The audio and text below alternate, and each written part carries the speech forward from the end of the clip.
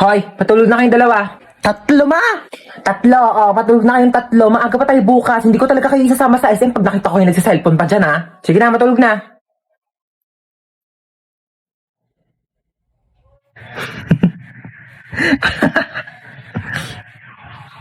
Uy, ba't nagsiselfone ka pa? Nag-late match pa ako dito. Sana all nag-late match. Pero bawal yan kasi pag nahuli ka ni mama, papagalitan ka, hindi kayo sasama sa SM bukas. Bunso, may niisip ako. Gusto mo ba isama si Princess bukas sa SM? Oo, ayoko maakim yan yung maamoy sa kotse.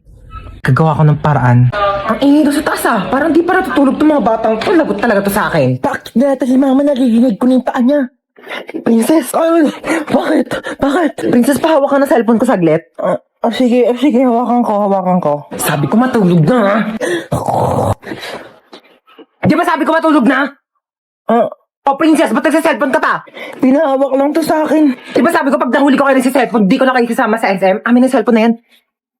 Nag-late match ka? Oo, ma, nag-late match ako. Ay, mga memories ko talaga dati sa late match. Sumama ka sa akin, Princess, tara. Let's go! Magja-Jollibee tayo, 24 hours naman yun eh. Ikaw lang wag mo sabihin sa mga kapatid mo kasi tulog na yung mga yan.